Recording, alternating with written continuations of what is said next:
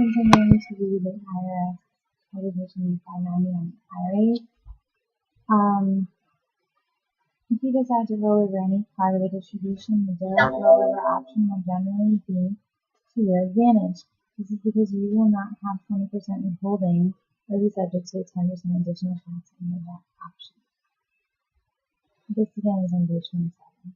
If you have a lump sum distribution and do not plan to roll over any part of it, the distribution may be eligible for special tax treatment that could lower your tax for the distribution year. In that case, you may want to see Publication 575 and Form 4972, Tax on Lump Sum Distribution, and its instructions to determine whether your distribution qualifies for special tax treatment, and, if so, to figure a tax under the special method. You can then compare any advantages from using Form 4972 to figure your tax on the lump sum distribution with advantages from rolling over all or part of the distribution. However, if you roll over any part of the lump sum distribution, you cannot use the Form 4972 special tax treatment for any part of the distribution. Contributions you made to your employer's plan. You can roll over a distribution of voluntary deductible employee contributions you made to your employer's plan. Prior to January 1, 1987, employees could make and deduct these contributions to certain qualified employer plans in government form. These are not the same as an employee's elective contributions to a 401k plan, which are not deductible by the employer.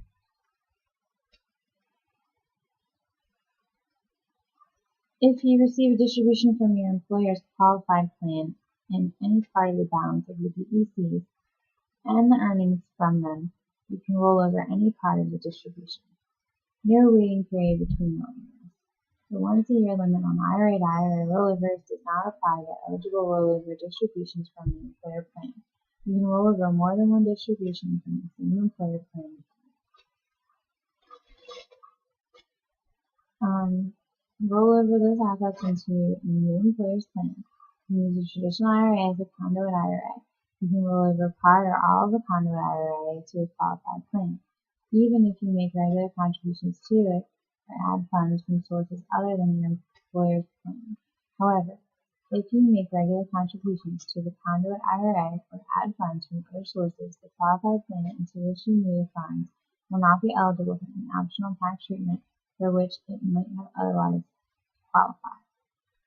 Property and cash received in a distribution. If you receive both property and cash in an eligible rollover distribution, you can roll over part or all of the property, part or all of the cash, or any combination of the two that you choose. The same property or sales proceeds must be rolled over. If you receive property in an eligible rollover distribution from a qualified retirement plan, you cannot keep the property and contribute cash to a traditional IRA in place of the property. You must either roll over the property or sell it and roll over the proceeds as explained next. Sale of property received in a distribution form from a qualified plan. Instead of rolling over a distribution of property other than cash, you can sell all or part of the property and roll over the amount you received from the sale of the proceeds into a traditional IRA. You cannot keep the property and substitute your own funds for property received. For example, you receive a total income. Treatment of gain or loss. If you sell the distributed property and roll over all the proceeds into a traditional IRA, no gain or loss is recognized.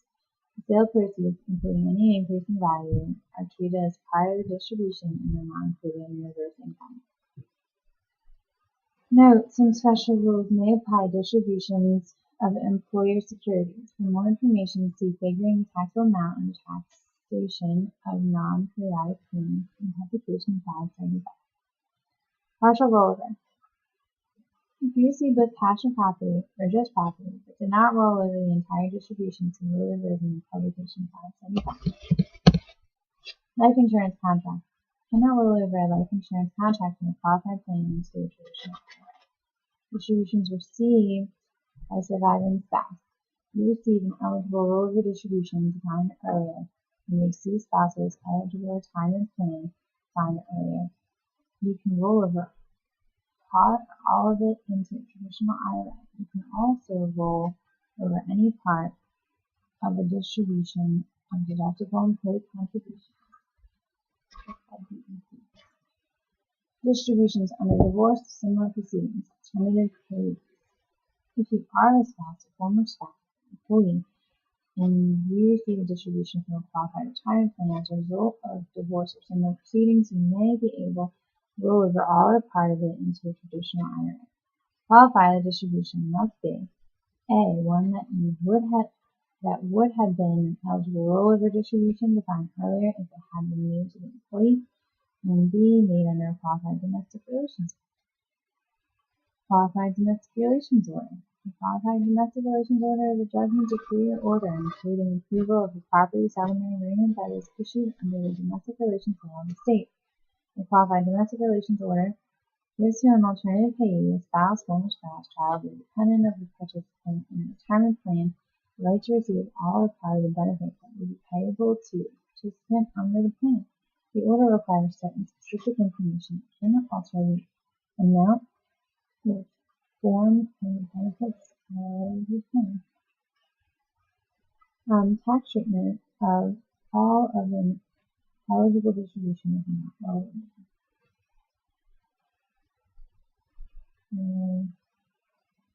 Is not relevant. Right. That's the title. Any part of an eligible roller distribution that you keep is taxable in the year you receive it. If you do not roll over any of it, special rules for lump sum distributions may apply. See lump sum distributions under taxation and non-periodic payments and publication 5.5. The 10% additional tax on early distributions discussed later under what acts result in penalties or additional taxes does not apply. Title plans and rollovers. If you are self-employed, you are generally treated as an employee for rollover purposes. Consequently, if you receive an eligible rollover distribution from a PEO plan, a qualified plan with at least one self-employed participant, you can roll over all part of the distribution, including a lump sum distribution, into a traditional IRA. For information on lump sum distributions and lump sum distributions in the taxation and non-taxable payments of page 575. For information, more information about PEO plans, see Chapter 4 of Publication Process.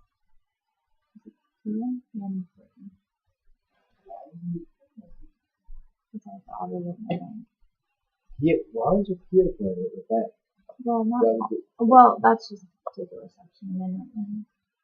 But I'm going to be auditing an educational IRA, a CD IRA, and then whatever IRA with an estate. Receipt of property other than money. If you are to property other than money, you can sell the property and roll over the proceeds as discussed earlier. Rollover from bond purchase plan. If you redeem retirement bonds that were distributed to you under a qualified bond purchase plan, you can roll over tax-free into a traditional IRA a part of the amount you receive that is more than the basis in the retirement bond. Reporting rollovers from employer plans. Enter the total distribution before income tax or other deductions were withheld on Form 1040, 916A, 12A, or 17A, depending on the form. This amount should be shown in Box 1 of Form 1099-R. From this amount, subtract any contributions usually shown in Box 5 of Form 1099-R that were taxable to you when made. From that result, subtract the amount that was rolled over either directly or within 60 days of receiving the distribution into the remaining amount, even if zero, on Form 1040 in the appropriate line. Also enter rollover on another line. Rollover from Exxon Valdez settlement income. If you are a qualified taxpayer, defined next, and you receive qualified settlement income defined below, you can contribute all or part of the amount received to an eligible retirement plan, which includes a traditional IRA. The amount contributed cannot exceed $100,000, reduced by the amount of qualified settlement income contributed to an eligible retirement plan in prior tax years, or the amount of qualified settlement income received during the tax year. Contributions for the year can be made until the due date for filing a return, not including extensions. Qualified settlement income that you contribute to a traditional IRA will be treated as having been rolled over in a direct trustee-to-trustee transfer within 60 days of the distribution. The amount contributed is not included in your income at the time of the contribution and is not considered to be investment in the contract.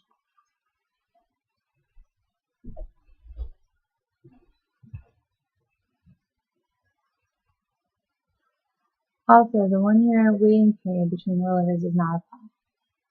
Qualified taxpayer.